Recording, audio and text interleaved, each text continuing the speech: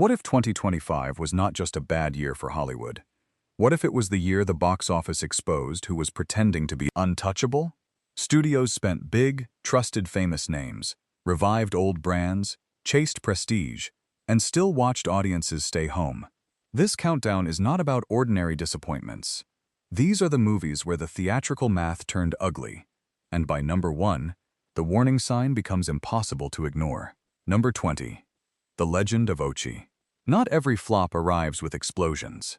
Some arrive wrapped in wonder, puppets, and a painful silence at the ticket counter.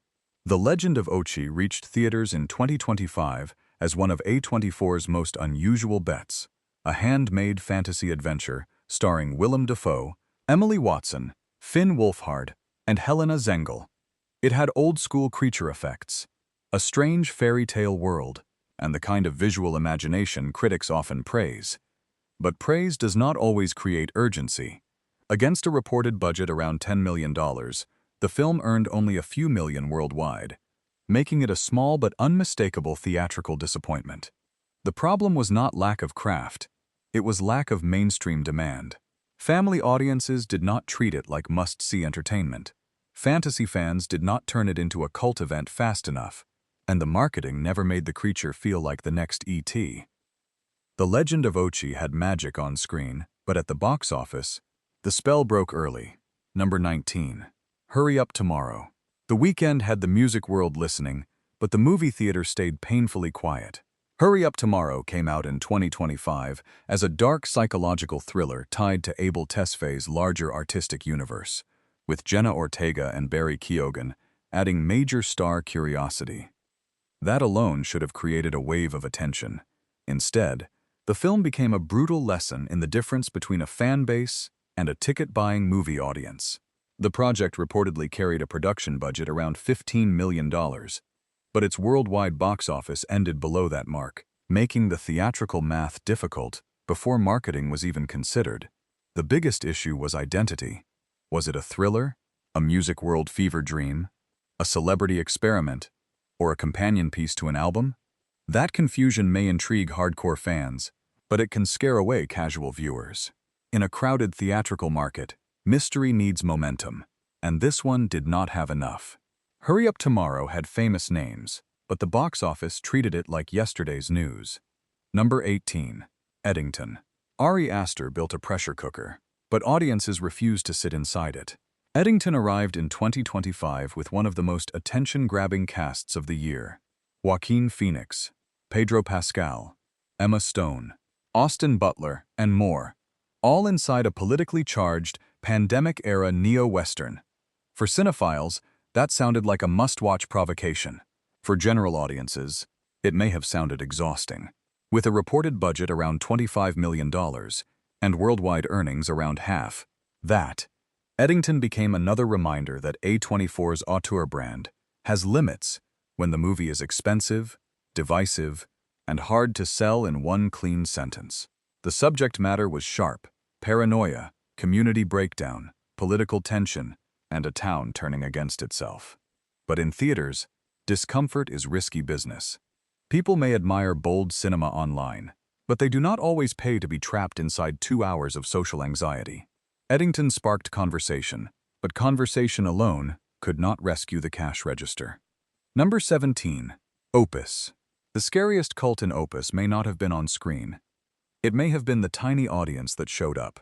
Released in 2025, this A24 psychological thriller had a deliciously strange setup. A young writer is invited to the remote compound of a legendary pop star who disappeared decades earlier, only to find herself surrounded by loyal followers, intoxicated journalists, and something deeply wrong behind the glamour. With Ayo Edebiri and John Malkovich at the center, it had the ingredients of a stylish, unsettling breakout. But the box office never caught fire.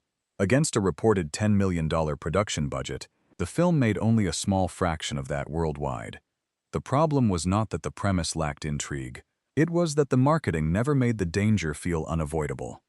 In horror and thriller markets, audiences need a hook they can instantly repeat. Opus had atmosphere, weirdness, and talent, but not the viral spark needed to become a must-see. Opus wanted to be hypnotic, but financially, the trance broke almost immediately. Number 16. Shadow Force. This movie had bullets, bounties, and big names, but the box office barely made a sound. Shadow Force landed in 2025 with Kerry Washington, Omar Sy, Mark Strong, Davine Joy Randolph, and Joe Carnahan behind the action thriller machinery. The story was built for momentum. Former special ops lovers, a child to protect, a deadly organization hunting them down, and enough gunfire to promise a high-speed ride. But audiences did not treat it like an event. With a reported budget around $40 million and worldwide box office of only a few million, Shadow Force became one of the year's cleanest examples of a real theatrical bomb. The issue was visibility. In an era where action films need either franchise power, viral reviews, or a major theatrical hook, this one felt like it slipped into theaters without enough noise. The cast was strong, but the concept looked too familiar to demand urgency. Shadow Force tried to run like a blockbuster, but the box office hunted it down first. Number 15. Smurfs. Nothing says Hollywood math is broken quite like a bright blue family movie becoming a reported financial headache. Smurfs arrived in 2025 with a brand everyone recognized, a musical adventure angle, Paramount behind it, and Rihanna attached as a major voice and music draw. On the surface, this did not look like a disaster because the worldwide gross passed $100 million. But that is exactly why it is so important to explain the math. A movie can outgross its production budget and still lose money once marketing, distribution, theater splits, and over-budget costs enter the picture. Trade reporting later described Smurfs as a bomb that lost Paramount around $80 million, making it a perfect example of why raw box office numbers can be misleading. The deeper problem was franchise fatigue. People know the Smurfs, but knowing a brand is not the same as needing to see it in theaters. Smurfs looked colorful, familiar, and safe, until the business side turned painfully blue. Number 14. A Big Bold Beautiful Journey. The title promised wonder, but the box office delivered a very expensive silence. A Big Bold Beautiful Journey arrived in 2025 with Margot Robbie and Colin Farrell, two stars capable of giving almost any project instant attention. On paper, the film had romance, fantasy, emotion, and prestige-friendly names. But audiences did not treat it like a theatrical event. With a reported net budget around $45 million and worldwide earnings near $20 million, the film became a painful reminder that star power is not the same thing as box office power anymore. The marketplace has changed. Viewers may admire famous actors, follow interviews, and praise trailers online, but that does not guarantee they will leave home, buy tickets, and invest in an original romantic fantasy. The film's biggest challenge was identity. Too unusual to be mainstream comfort, too expensive to survive as a small curiosity. It was big, bold, and beautiful, but financially, the journey went almost nowhere. Number 13. Kiss of the Spiderwoman. Musicals can soar when the audience believes in the spectacle, but when they do not, the fall is brutal. Kiss of the Spiderwoman reached theaters in 2025 with prestige, ambition, theatrical roots, and the kind of dramatic musical identity that usually attracts awards season conversation. But the box office response was ice cold. Against a reported budget near $30 million, the film earned only around $2 million worldwide, making it one of the harshest budget-to-gross mismatches of the year. The problem was not simply that musicals are risky, it was that this one struggled to feel urgent to general audiences. Without massive mainstream buzz, a musical drama can quickly become trapped between art house interest and commercial indifference. People may respect the craft from a distance, but respect does not always sell seats. The result was a prestige project that looked expensive, sounded ambitious, and landed with almost no financial footprint. The spider spun a beautiful web, but the audience slipped away. Number 12. Ella McKay. Sometimes a comeback does not arrive as a celebration. It arrives as a cautionary tale. Ella McKay came in 2025 with James L. Brooks returning to the director's chair, a name tied to sharp character work, adult comedy, and emotional storytelling. But nostalgia for a filmmaker is not the same as demand for a new release. The The movie reportedly earned only around $4.6 million worldwide against a budget near $35 million, turning it into one of the year's quietest but clearest theatrical misfires. The painful part is that this was not a giant franchise collapse with explosions and headlines. It was something more revealing, an adult-centered studio film that simply could not find enough people willing to pay attention. The modern box office has become unforgiving to movies that depend on tone, dialogue, and personality, rather than spectacle. McKay did not just underperform. It showed how brutally Hollywood now treats the kind of films it once proudly made. Number 11. The Smashing Machine. Dwayne Johnson stepped away from the superhero-sized grin, but the audience did not follow him into the shadows. The Smashing Machine arrived in 2025 as a serious A24 biopic built around pain, pressure, combat sports, and reinvention. It was meant to show Johnson in a different light, not as a blockbuster machine, but as a dramatic actor willing to disappear into a bruised, complicated role. That artistic gamble made the film interesting, but financially, it struggled badly. With a reported budget around $50 million and worldwide earnings near $20 to $21 million, the movie became one of A24's most painful theatrical misses. The disconnect was clear. Johnson's mainstream audience often wants adrenaline, humor, and heroic confidence, while this film offered darkness, vulnerability, and emotional weight. Award's ambition could not bridge that gap. The Smashing Machine may have proved Johnson wanted risk, but the box office proved risk can hit harder than any opponent. Number 10. The Alto Knights.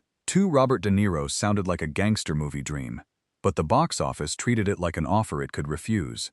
The Alto Knights arrived in 2025 with an irresistible hook. De Niro playing dual mob figures in a crime drama built on old-school tension, betrayal, and underworld mythology. For movie lovers, that sounded like a return to prestige gangster storytelling. But general audiences did not show up. The film reportedly made only around $9 to $10 million worldwide against a budget in the $45 to $50 million range. That kind of gap is devastating for a film that needed older audiences, crime fans, and prestige viewers to come together. Instead, it became another casualty of a market where adult dramas need either explosive buzz or streaming convenience to survive. The cast had legacy. The genre had history, but history did not create urgency. The Alto Knights had gangster credentials, but financially, it slept with the fishes. Number 9. In the Lost Lands. Some movies flop quietly, and then there are movies that vanish so hard, they feel like a warning from another universe. In the Lost Lands entered 2025 with fantasy credentials that sounded powerful on paper. George R.R. Martin. Source material: Milla Jovovich, Dave Bautista, and Paul W.S. Anderson, building a violent, strange, otherworldly adventure that should have at least created curiosity. Instead, the film seemed to arrive already wounded, with minimal mainstream buzz and almost no sense of urgency around its theatrical release. Against a reported budget near $55 million, it earned only a tiny fraction of that worldwide, turning it into one of the year's clearest budget-to-gross disasters. The real tragedy is not just the money. It is the disconnect. Fantasy can be huge when audiences believe in the world, but this one felt trapped between cult curiosity and expensive spectacle. It was too costly to survive as a niche oddity, yet not commercial enough to pull in general crowds. The marketing never made it feel like an event, and by the time people realized it existed, the box office damage was already done. In the Lost Lands did not simply lose money. It disappeared into the very wilderness its title promised. Number 8. After the Hunt. This is the kind of flop that sounds impossible until the numbers hit the table.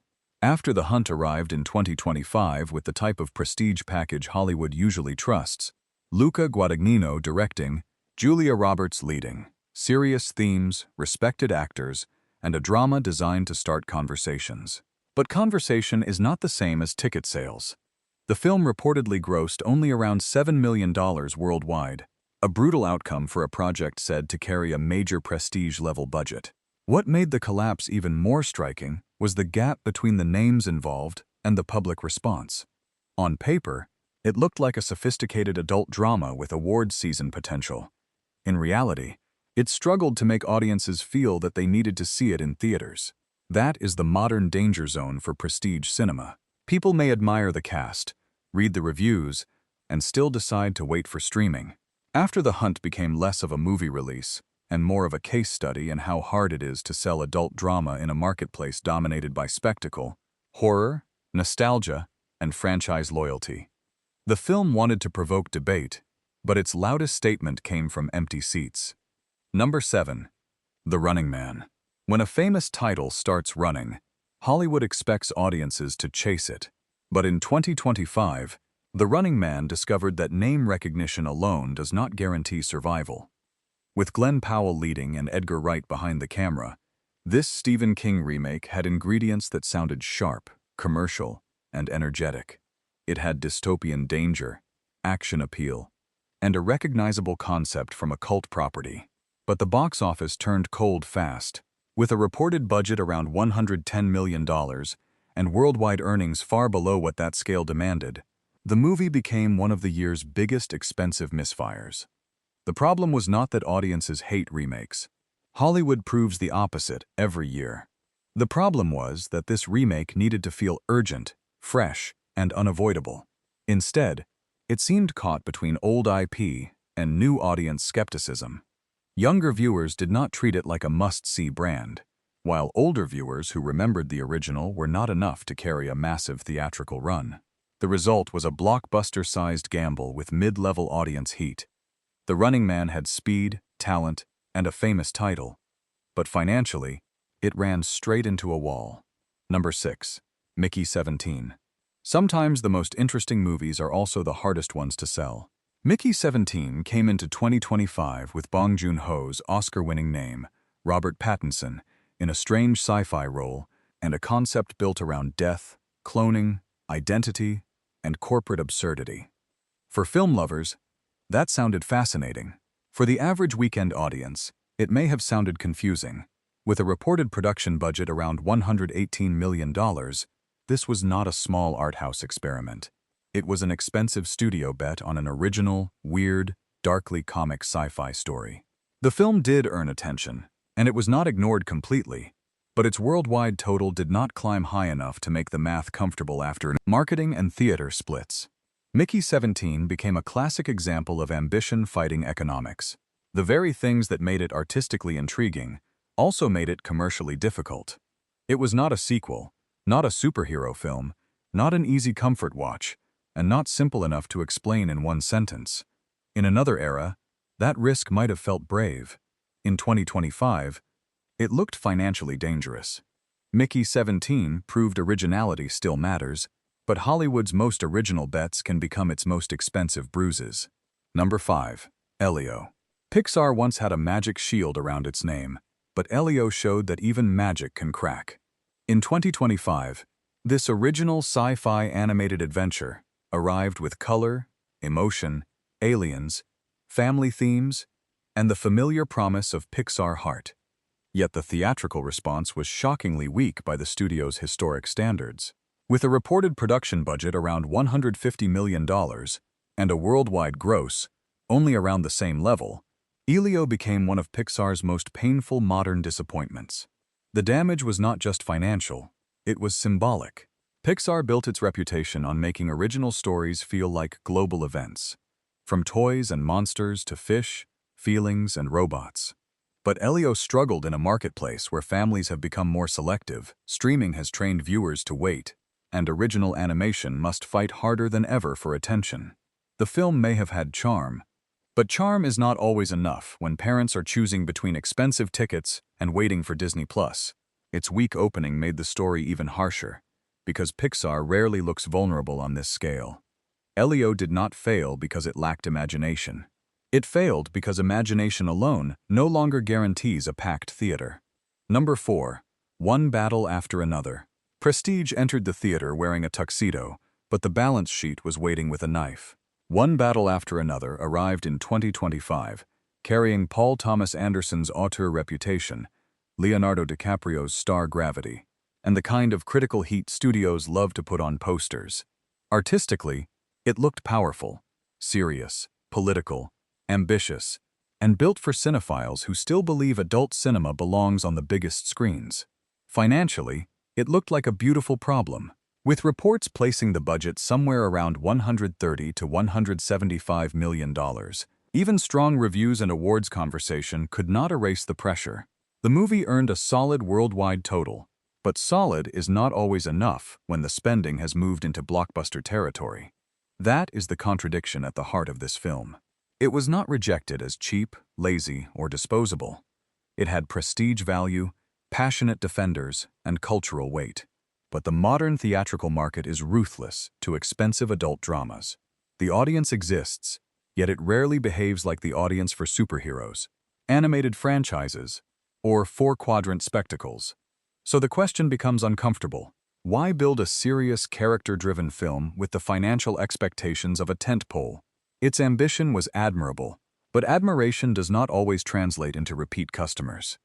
One battle after another may age beautifully, maybe even as one of the year's most respected films, but as a studio gamble, it exposed a painful truth. In today's Hollywood, prestige can win reviews, win conversations, and still lose the economic war. Number 3. Tron, Ares. The grid came back glowing red, but the audience signal was weak. Tron, Ares arrived in 2025 with the promise of a major Disney revival. Sleek digital landscapes, light cycle mythology, futuristic warfare, and the kind of visual brand recognition studios usually treat like buried treasure. But Tron has always been a strange franchise. People know the look, they recognize the glow, they remember the cool. Yet recognition is not the same as urgency. And urgency is what sells tickets on a massive budget. With reports placing the budget around $180 to $220 million and worldwide earnings around $142 million, the math became brutal very quickly. The film looked expensive, sounded futuristic, and carried decades of cult fascination, but it never proved that the wider public needed another trip into the grid. That is the danger of famous intellectual property. A title can be iconic without being essential. Disney bet that nostalgia, technology, and franchise memory could create a new blockbuster engine. Instead, Tron, Ares exposed the gap between a passionate fan base and a true global event crowd. The visuals may have delivered the shine, but the emotional pull was not strong enough to turn curiosity into repeat business. For a studio that depends on familiar brands, that is a chilling discovery. In the end, Tron, Ares did not fail because nobody knew what it was.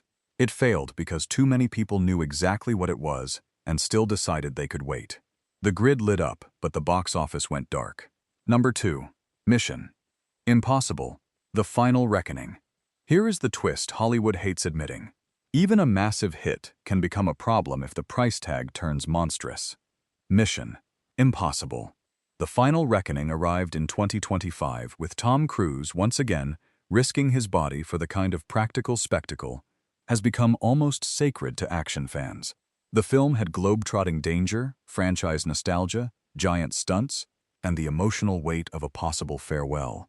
In normal circumstances, a worldwide total near $600 million would sound like victory, but this mission carried reported costs around $350 million, with some estimates pushing the full production pressure even higher. Suddenly, huge was not huge enough. That is what makes this entry so fascinating. The movie did not collapse because audiences ignored it. They showed up. They applauded the stunts. They respected Cruise's commitment to theatrical cinema. But the economics had become so inflated that the film needed once-in-a-generation numbers just to feel safe. A franchise can be beloved and still be vulnerable when its budget grows faster than its audience. The Final Reckoning became less a rejected movie than a warning about scale. Every train crash, aerial stunt, delay, and global set piece raised the bar for success, until success itself started looking impossible. It was the rare case where applause could not fully protect the accounting. Entertainment-wise, the mission delivered. Financially, it proved the scariest villain in modern Hollywood is not an enemy agent. It is the spreadsheet waiting after opening weekend. Number 1. Snow White. This was not just a release. It felt like Disney putting one of its crown jewels on public trial. Snow White arrived in 2025, carrying the legacy of the studio's first animated feature, a title so foundational that failure was never supposed to be part of the conversation. But by the time the live-action remake reached theaters, it was already dragging months of controversy, skepticism, creative debate, and remake fatigue behind it. Reports placed the production budget around $240 to $270 million, before the full force of marketing made the mountain even steeper. Against that spending, a worldwide gross, a little above $200 million, was not protection. It was evidence of a serious financial wound. The most damaging part was symbolic. Disney live-action remakes had once looked almost automatic. Take a beloved animated classic, add modern effects, cast recognizable faces, and let nostalgia do the rest. Snow White proved the formula could break. Casting debates, story changes, online backlash, mixed reactions, and the broader exhaustion with remakes turned the film into something bigger than entertainment. It became a cultural argument wearing a fairy tale costume. For Disney, that is dangerous, because Snow White is not just another brand. It is part of the company's origin myth, the story that began its feature animation empire. When that name underperforms, the message echoes louder than one weekend. In 2025, the fairest of them all became Hollywood's ugliest financial warning. Even sacred nostalgia can lose its magic when audiences stop trusting the spell. And that is the real story of 2025. Not just movies losing money, but Hollywood losing its safety net. Big stars, famous brands, and giant budgets no longer guarantee anything. The audience has become sharper, colder, and harder to impress. So tell us, which flop shocked you most? And which one deserved a second chance?